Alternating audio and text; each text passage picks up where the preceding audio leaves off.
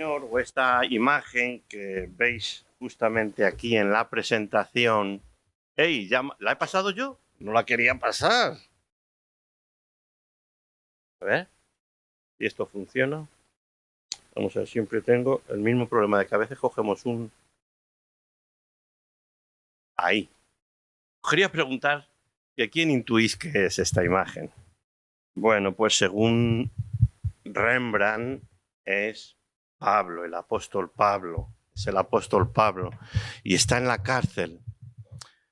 Yo quiero hablaros de la alegría en esta mañana. Y a esta epístola, a la de Filipenses, que es una de las cartas que la denominan de la cautividad, la llaman también la epístola del gozo, la epístola de la alegría. Claro, qué paradoja que precisamente la escribiese desde la cárcel. Y dicen que para entender bien esta carta tienes que hacerlo desde la cautividad, desde una cárcel. No sé si conocéis algún tipo de cárcel romana.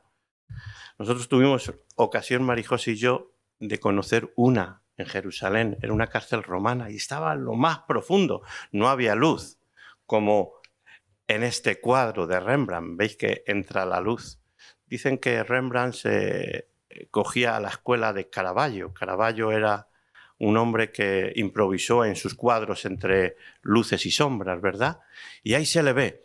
Bueno, lo que más me resalta de esta imagen, no la veis bien, luego os la voy a mostrar mejor, es la cara de Pablo. Bueno, me resultaría muy anecdótico y cuando estábamos cantando el corito de Douglas, este que nos ha enseñado, de alegría, casi bailando, de no cantaré, yo estaba pensando, ¿y haría esto Pablo dentro de la cárcel? ¿Estaría así de contento en una situación tan difícil para él donde no sabía si iba a perder la vida en breve? Bueno, pues bien, de este tema os quiero hablar, de la alegría. Y la alegría viéndola desde la epístola a los filipenses y desde el encarcelamiento del apóstol Pablo. Bueno, lo primero que tenemos que definir, que yo os quiero presentar, es el problema. Y el problema no es otro que la tristeza, que muchas veces desemboca en depresión. ¿Y qué cosas nos hacen perder la alegría? ¿Cuántas cosas en tu vida y en mi vida nos hacen perder la alegría? ¿Y desembocar en una depre? No, en una depresión. La verdad es que son muchas las cosas que tú puedes mirar a tu vida que te han causado tristeza. Y a medida que la vida de uno va subiendo en años, ¿verdad? Parece que son más las cargas y la mochila que llevamos de peso a nuestras espaldas, ¿verdad? Lamentablemente, este libro que os pongo aquí es un documento, pero se llama así, Libro Blanco de la Depresión y Suicidio 2020, documento estratégico para la promoción de la salud, nos dice que la depresión es la enfermedad mental más prevalente, más frecuente, y que en España la sufren en torno a las 3 millones de personas. ¡Ojo! Yo no soy ningún especialista en esta materia, solo lo he cogido de un artículo creo que es del Mundo. Pero 3 millones de personas a mí me pareció muy exagerado si somos 40. Y dicen que en los porcentajes nosotros estamos no en las mayores cifras en el mundo. Pero eso significaría 3 millones de 40, casi 1 de cada 10. Bueno, pues bien, a continuación todavía me sorprendió más cuando vi estos datos también en la misma noticia y vi que a partir de la pandemia todavía las cifras en lo que desemboca, en la decisión que desemboca la depresión, que es, en muchos casos, el suicidio. Estamos hablando de 4.000 personas en España, son datos en España, de fallecimientos. Y se ha convertido en la causa de muerte externa, así la llaman, en la mayor o en la primera causa de muerte externa. ¿A qué me refiero? ¿A qué se refiere el artículo? Me he tenido que informar. Cuando se está refiriendo a causa de muerte externa, se está refiriendo a la causa de muerte no natural. No natural. Es decir, los fallecimientos por suicidio han superado a los fallecimientos por cualquier otro tipo de causa no natural, incluidos los accidentes de tráfico. Sin embargo, esta noticia no es pública, o no es muy pública. Es una lacra de nuestra sociedad moderna. Y yo me he preguntado que qué hacemos como iglesia ante ella, y no solamente me he preguntado eso, sino también me he preguntado, además de todas las cosas que nos hacen perder la alegría en nuestras vidas, que son muchas, cada uno, si te dejase un minuto, pensarías en una distinta, y todas razones muy importantes para perder la alegría, me llevo a hacer la pregunta de ¿los cristianos perdemos la alegría y el gozo? ¿Cómo si el evangelio en el que creemos es una buena nueva de perdón y de salvación y tenemos la esperanza de vida eterna y todo lo que nos ocurre, según dice Romanos, ¿verdad? El apóstol, que todo lo que nos pasa es para nuestro provecho? Y si Jesús ha prometido y Jesús nos acompaña en todo momento y nos lleva de su mano, entonces, ¿por qué con todo eso y aún así el cristiano, el creyente, pierde la alegría y el gozo? ¿Estás de acuerdo conmigo, hermano y hermana? ¿Perdemos el gozo y la alegría a pesar de todas estas cosas? ¿Y por qué?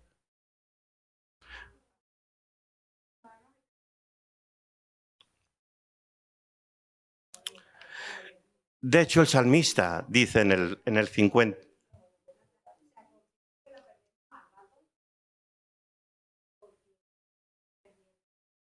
sin embargo, entramos también, hermana querida, en depresión. Y no solamente a veces son temporalmente, sino etapas importantes de nuestra vida como cristiano. De hecho, a mí me llamó siempre la atención este versículo del salmista: devuélveme la alegría de tu salvación. Devuélveme la alegría de tu salvación. Clamamos muchas veces de esta manera. Haciendo algo de crítica e identificando más el problema dentro de la iglesia, cuando vemos estas imágenes, ¿qué imágenes? Mirad, San Pablo.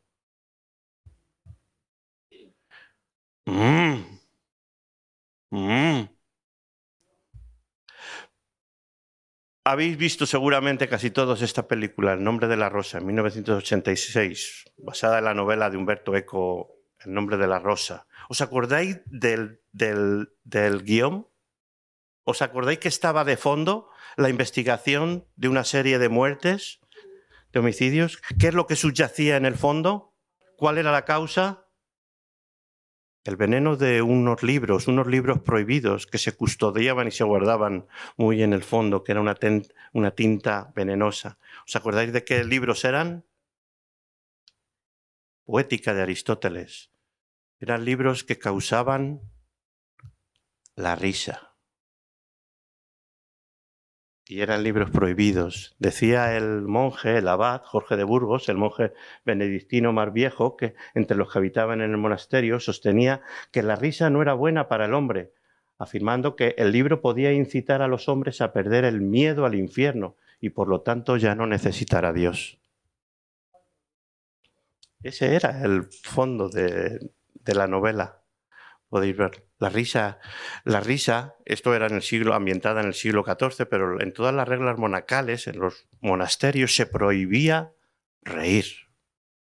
La Iglesia prohibía reír a los monjes. No era digno, no era suficientemente santo. La pregunta que entonces me hago y os hago es si con este comportamiento a lo largo de los siglos la Iglesia hoy tiene que decir algo a nuestro mundo.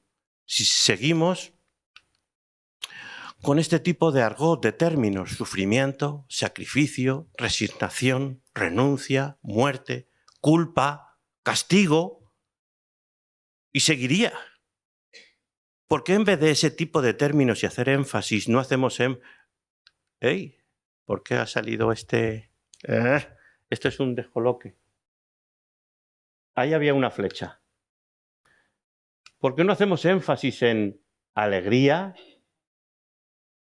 ¿Qué pone ahí? No, termina en placer,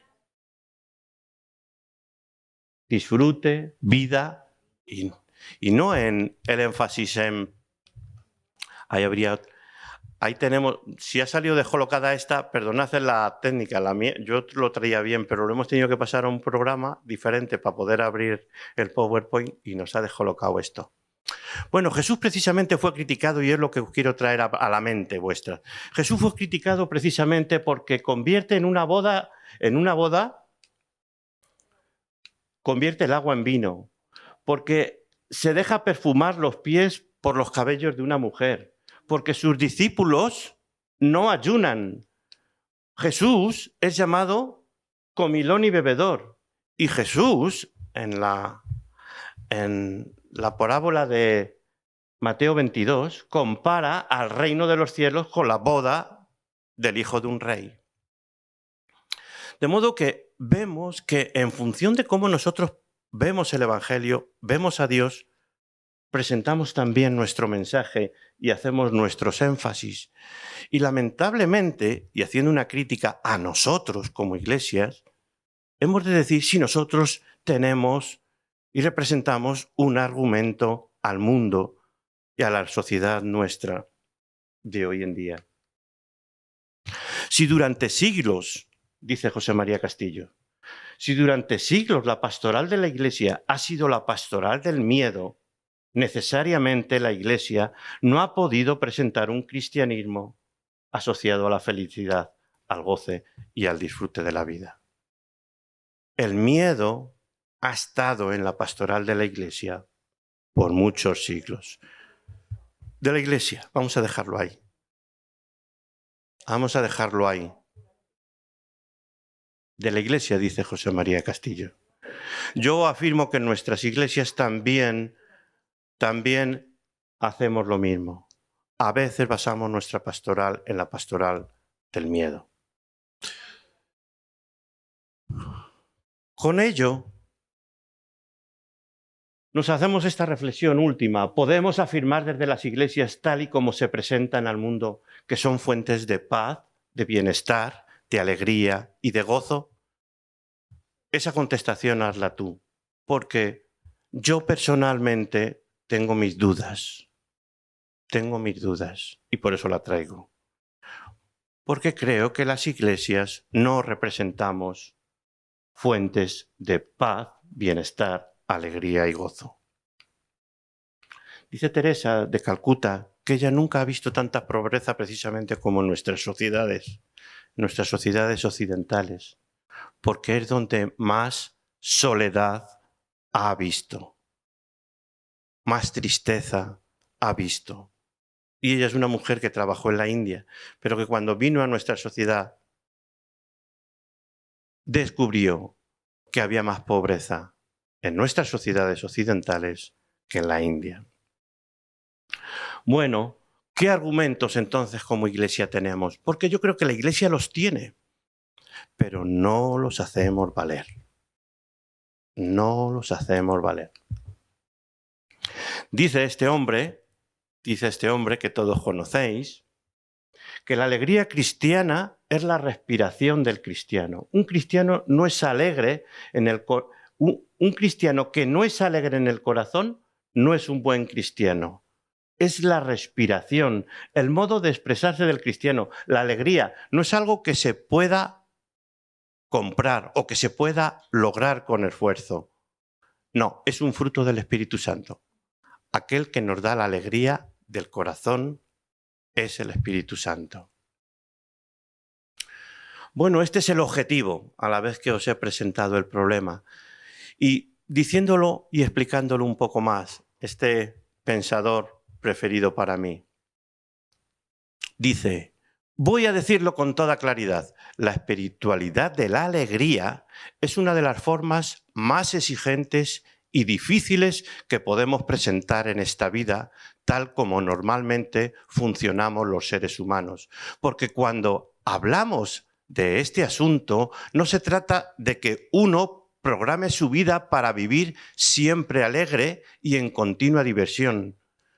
Se trata más bien de que uno organice su vida de manera que en el ambiente en el que viva y entre las personas con quien conviva, haga todo lo que esté a su alcance para que los demás se sientan bien, vivan en paz, convivan a gusto y sobre todo sean personas tan felices que la alegría se transparente en todas horas en sus rostros. En conclusión, el objetivo es hacer feliz al que está contigo. Pero me pregunto si esto es algo que decimos aquí como objetivo o Jesús lo hizo. Porque si Jesús no hiciese eso, en nada estamos aquí hablando. Estamos hablando de palabras, de ideologías, filosofías. No, es que Jesús hizo esto. Porque llevó la buena nueva a los pobres, porque dio libertad a los cautivos, porque curó a los enfermos. ¿Verdad?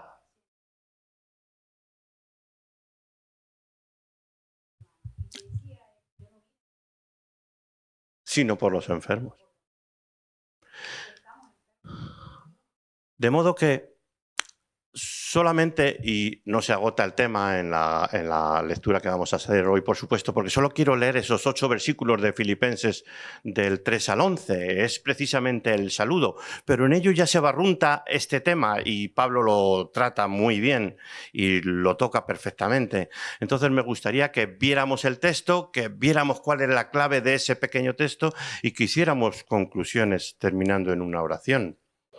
Así que por poneros en antecedentes, en los viajes del apóstol Pablo, primero, segundo, tercero y el último que hizo a Roma, la comunidad de Filipos la visitó en el segundo viaje.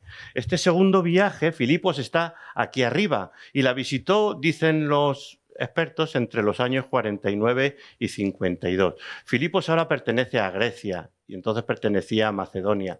Él tuvo aquí una visión, me parece que fue por aquí, y se le apareció un macedonio en sueños y le dijo que pasase a Filipos. Y entonces en este segundo viaje visitó Filipos.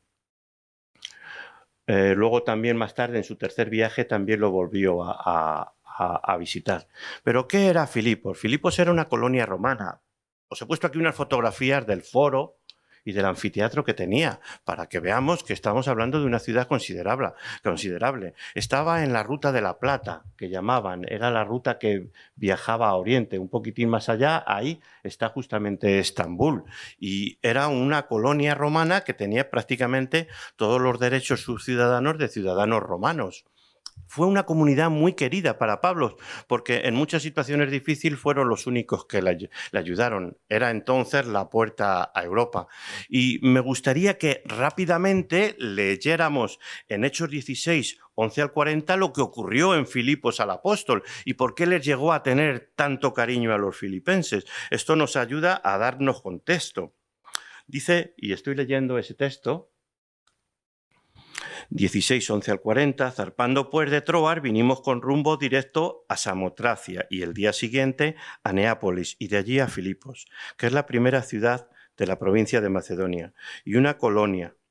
Y estuvimos en aquella ciudad algunos días, y un día de reposo salimos fuera de la puerta junto al río, donde solía hacerse la oración, y sentándonos hablamos a las mujeres que se habían reunido. Entonces una mujer llamada Lidia, vendedora de púrpura de la ciudad de Tiatira, que adoraba a Dios, estaba oyendo y el Señor abrió el corazón de ella para que estuviese atenta a lo que Pablo decía. Y cuando fue bautizada y su familia nos rogó diciendo, si habéis juzgado que yo sea fiel al Señor, entrad en mi casa y posad.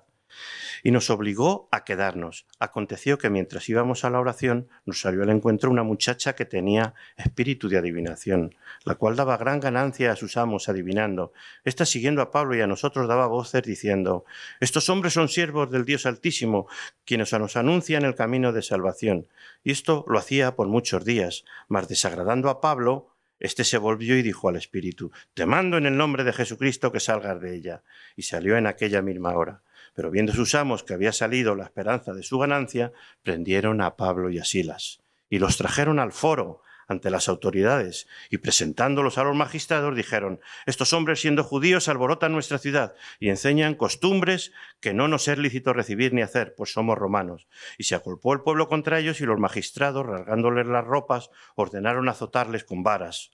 Después de haberles azotado mucho, los echaron en la cárcel, mandando al carcelero que los guardase con seguridad, el cual, recibido este mandato, los metió en el calabozo de más adentro, y les aseguró los pies con un cepo. Esto ocurrió en Filipos.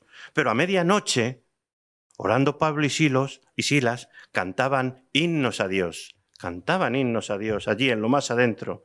Y los presos los oían. Entonces sobrevino de repente un gran terremoto, de tal manera que los cimientos de la cárcel se sacudían y al instante se abrieron todas las puertas y las cadenas de todos se soltaron. Despertando el carcelero y viendo abiertas las puertas de la cárcel, sacó la espada y se iba a matar pensando que los presos habían huido. Mas Pablo clamó a gran voz diciendo: no te hagas ningún mal, pues todos estamos aquí. Él entonces, pidiendo luz, se precipitó adentro, no había luz, y temblando se postró a los pies de Pablo y de Silas, y sacándoles les dijo: señores, ¿qué debo hacer para ser salvo? Ellos dijeron: cree en el Señor Jesucristo y serás salvo tú y tu casa.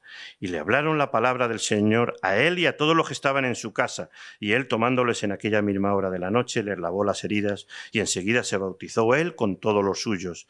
Y llevándolos a su casa, les puso la mesa y se regocijó con toda su casa de haber creído a Dios. Cuando fue de día, los magistrados enviaron alguaciles a decir: suelta a aquellos hombres. Y el carcelero hizo saber estas palabras a Pablo: los magistrados han mandado a decir que se os suelte, así que ahora salid y marchaos en paz. Pero Pablo les dijo: después de azotarnos públicamente sin sentencia judicial, siendo ciudadanos romanos, nos echaron en la cárcel y ahora nos echan encubiertamente. No, por cierto, sino vengan ellos mismos a sacarnos. Y los alguaciles hicieron saber estas palabras a los magistrados, los cuales tuvieron miedo al oír que eran romanos, y viniendo les rogaron y sacándolos les pidieron que salieran de la ciudad. Entonces, saliendo de la cárcel, entraron en casa de Lidia y, habiendo visto a los hermanos, los consolaron y se fueron. ¡Qué fuerte! Qué tremendo lo que ocurrió allí en Filipos. No me extraña que las emociones, los sentimientos de Pablo hacia esa ciudad pues fueran enormes. Bueno, pues al finalizar el tercer viaje, que también era un viajero incansable Pablo, después de todo lo que ocurrió durante ese tercer viaje, que también era otro tercer viaje, en Asia Menor dieron un donativo para los de Jerusalén. Y aquí es lo que os cuento también, este antecedente, que seguro recordáis, pero es bueno tenerlo en cuenta para considerar estos primeros versículos de Filipenses. Él lleva una ofrenda. Cuando finaliza el tercer viaje misionero, Pablo lleva una ofrenda. Y lleva una ofrenda a los pobres de Jerusalén. De este modo, él cree que se va a hacer y va a hacer que la iglesia de Jerusalén, judaizante, entienda que los cristianos del mundo gentil han recibido al Señor, se compadezcan de ellos, vean la ofrenda y se hermanen ambas culturas, ambos pueblos, el pueblo gentil y el pueblo judío. De ese modo, Pablo en su tercer viaje misionero lleva la ofrenda a Jerusalén. Pero antes, en una localidad anterior, se cruza con un profeta que se llama Ágabo. En ese discurso, que resalto en Mileto y que no me voy a entretener en él, Pablo les dice a los ancianos de Éfeso que espera que cuando llegue a Jerusalén le van a apresar. Él sabe, el Espíritu le ha dicho que le van a apresar. Quiero leerle para que veáis la importancia de lo que está haciendo Pablo al ir a Jerusalén. Él sabe, leo Hechos 20, 22 y 24. Ahora he aquí ligado yo en espíritu, voy a Jerusalén, sin saber lo que allá me ha de acontecer, salvo que el Espíritu Santo por todas las ciudades me da testimonio, diciendo que me esperan prisiones y tribulaciones, pero de ninguna cosa hago ni estimo preciosa mi vida para mí mismo, con tal que acabe mi carrera con gozo y el ministerio que recibí del Señor Jesús para dar testimonio del Evangelio de la gracia de Dios. Él sabe que le esperan prisiones en Jerusalén. De hecho, como estoy poniendo también aquí Ágabo, en otra población, le pide a Pablo su cinturón. Y Pablo le deja su cinturón y dice, de este modo serás preso cuando llegues a Jerusalén. Pero aún así él sigue queriendo ir a Jerusalén.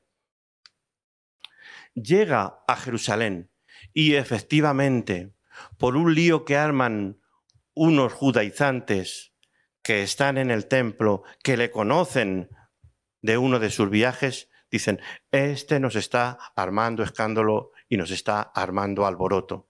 Y deciden matarle. Dicen, hasta tal punto llega el odio sobre Pablo en Jerusalén en esos momentos, que hay un texto que dice,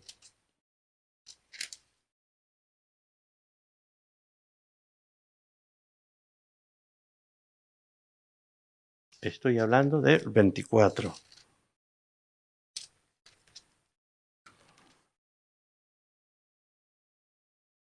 que el tribuno en Jerusalén tuvo que sacar de Jerusalén a Pablo porque había muchos judíos que querían matarle y la guardia que custodió a Pablo para llevarle a Cesarea, donde era una prisión más segura, en una población al mar, dice, llamando a 2 centuriones, mandó que preparasen para la hora tercera de la noche 200 soldados, 70 jinetes y 200 lanceros, para que fuesen hasta Cesarea y que preparasen cabalgaduras en que poniendo a Pablo le llevasen en salvo a Félix el gobernador. Félix estaba en Cesarea. Si vamos para atrás, Cesarea es una población, mirad, ahí estaría Jerusalén y ahí está Cesarea, que era donde llevaron a Pablo. Y ahí es donde comenzó su viaje a Roma preso. En definitiva, os quiero presentar todo esto porque Pablo va a Jerusalén sabiendo lo que ocurre. En Cesarea, y no sabemos dónde se encuentra él precisamente escribiendo las cartas de la cautividad, que dicen que son 4, Efesios, Filipenses, Colosenses y la carta a Filemón. No sabemos en qué cárcel se encuentra, pero allí en Cesarea está 2 años. Y pasado 2 años, ese Félix, ese gobernador, muere y entra otro. Y vienen otra vez de nuevo los judíos a Cesarea porque quieren que Pablo sea entregado a ellos, sea llevado a Jerusalén y juzgado en Jerusalén desde Cesarea. Pero Pablo es cuando dice, no, como soy ciudadano romano, apelo a César. Y allí es donde después de 2 años estando en Cesarea, va camino de Roma. En Roma está también 2 años. ¿Y por qué quiero resaltar todo esto de la actitud de Pablo? Porque viendo que como os he comentado, Filipenses es la epístola del gozo en la que aparece este término más que condensado, más que en ninguna otra parte del Evangelio, y está en cautividad, y después de todos los avatares que sufre y los tiempos de cárceles, me pregunto, ¿cómo es capaz Pablo de escribir en estos términos? Pues bien, ahora ya sí quería leer estos 8 versículos, poniéndonos en contexto de lo que ha ocurrido en Filipos, de sus avatares en Jerusalén, llevando la ofrenda con sus propios compatriotas en Jerusalén o correligionarios judíos. Y Filipenses 1, del 3 al 11, dice así. Doy gracias a mi Dios siempre que me acuerdo de vosotros, siempre en todas mis oraciones, rogando con gozo por todos vosotros, por vuestra comunión en el Evangelio, desde el primer día hasta ahora, estando persuadido de esto, que el que comenzó en vosotros la buena obra, la perfeccionará hasta el día de Jesucristo. Como me es justo sentir esto de todos vosotros, por cuanto os digo en el corazón y en mis prisiones y en la defensa y confirmación del Evangelio, todos vosotros sois participantes conmigo de la gracia. Porque Dios me es testigo de cómo os amo a todos vosotros, con el entrañable amor de Jesucristo. Y esto pido en oración, que vuestro amor abunde aún más y más en ciencia y en todo conocimiento, para que aprobéis lo mejor, a fin de que seáis sinceros e irreprensibles para el día de Cristo, llenos de frutos de justicia que son por medio de Jesucristo para gloria y alabanza de Dios. Amén. Oye, Mari, ¿me puedes traer un poquitín de agua o dejarme? Porque como yo estoy... Bien, este texto, y si viéramos la urdimbre del texto, y no me quiero ya extender mucho porque rápidamente después de plantear el problema que hemos presentado de la tristeza, la depresión, por el contrario, la solución, la alegría, el gozo del cristiano. Gracias.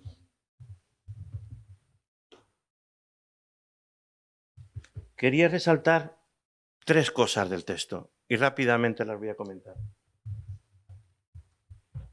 La primera, aquí en este texto solo aparece una, pero luego aparecerá 15 veces más, en 4 capítulos nada más, aparecerá más este término, el de alegría. Pero además este término, dicen los especialistas, la característica que tiene este término jara, Sara, es que se está refiriendo a una alegría plena, a diferencia de una alegría emocional o a diferencia de una alegría superficial. Y yo aquí precisamente discuto con mi hija porque estamos muy acostumbrados en nuestra era a esa alegría superficial, pero de esta no está hablando. ¿Y por qué me refiero que estamos muy acostumbrados a esa alegría superficial? Es la que nos ponemos cuando damos la vuelta a nuestra cámara y nos hacemos un selfie.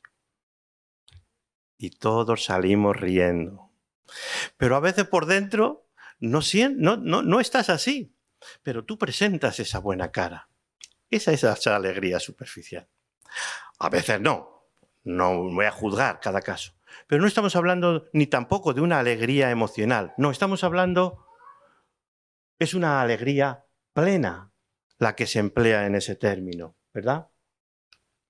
Y Pablo, vemos que en todo y por todo, durante la carta, más adelante os animo a que lo busquéis, las 16 veces que ocurre ese término, gozo o alegría, dentro de esos 4 capítulos, está rebosante, está desbordante.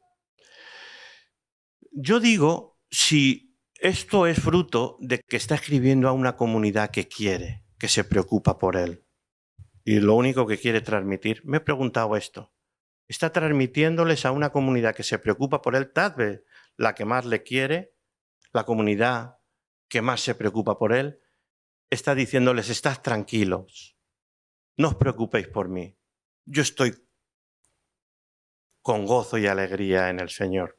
Tal vez sea ese el resultado, porque no creo que lo estuviese pasando bien después de todos estos avatares que os he comentado, ¿verdad? Como sabéis, la tradición cuenta de que él, en todos los cuadros sale él con una espada que es decapitado, porque como ciudadano romano no puede ser crucificado y se le decapita, en Roma precisamente. Se le corta la cabeza, toda la iconografía sobre él aparece Pablo con una espada, la espada con la que es juzgado y matado. De modo que puede que sea ese el resultado. Pero también vemos en las palabras de Pablo que continuamente está hablando de mis prisiones. Mis prisiones. En el capítulo 1 aparece 4 veces. Esto está muy constante en él. Y precisamente en un versículo, fijaros si su situación no podía ser muy halagüeña, que él dice en Filipenses 1:20. Está hablando a su comunidad querida y les dice, conforme a mi anhelo y esperanza de que en nada seré avergonzado, antes bien, con toda confianza como siempre, ahora también será magnificado Cristo en mi cuerpo, o por vida o por muerte, porque para mí el vivir es Cristo y el morir es ganancia. Él está teniendo en mente continuamente el peso de la ley, el peso de la justicia. Él lo tiene presente. Sin embargo, está exhortando continuamente y viendo que ese día de Cristo a él le puede llegar o por juicio o porque él tenía en su mentalidad que Cristo iba a venir en sus días. De modo que en este texto resaltamos precisamente eso. A ver. ¿Y no han salido? Bueno, no han salido en el traspaso. Sí. Bueno, como veis, ahí aparece rogando con gozo el gozo del Señor cuando Pablo se acuerda de la comunidad de Filipos Él ruega a Dios con gozo. En el 6 dice que está persuadido de que el que comenzó en vosotros la buena obra la va a perfeccionar. Pero no dice el qué. Llegamos a la clave para mí del texto. Y la clave para mí del texto es la del versículo 9. Esto pido, dice, y esto pido en oración, que vuestro amor abunde aún más y más en ciencia y en todo conocimiento para que aprobéis lo mejor. Y esto pido en oración, que vuestro amor abunde aún más y más en ciencia y en todo conocimiento para que aprobéis lo mejor. La oración de Pablo por los filipenses viene a ser un desafío a la plenitud. Y con esto ya casi estoy concluyendo. La plenitud y la madurez, un desafío a un constante crecimiento espiritual, un desafío para que todos los creyentes que tenemos el amor de Dios alcancemos a los demás con nuestro estilo de vida. Estilo de vida que procediendo del amor de Dios se ha mostrado en nuestra relación con los demás y que la abundancia de este amor nos lleve a más, a mayor sabiduría y a mayor capacidad para distinguir y hacer el bien y así amar al Dios y al prójimo. Dice también José María Castillo que la felicidad no se enseña, ni se impone como un mandamiento. La felicidad ni se impone como un mandato, ni se enseña como doctrina. La felicidad se contagia. La felicidad se contagia. Y yo creo que lo que está haciendo Pablo aquí con los filipenses es precisamente esto, contagiar. Por eso cuando yo me hacía esta primera reflexión al principio de la presentación, ¿qué argumentos tenemos? Nuestros argumentos no son nuestra imposición, no son nuestros mandamientos, no es nuestra enseñanza.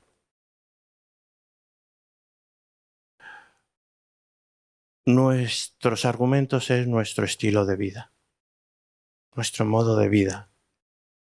Solamente podemos contagiar lo que somos.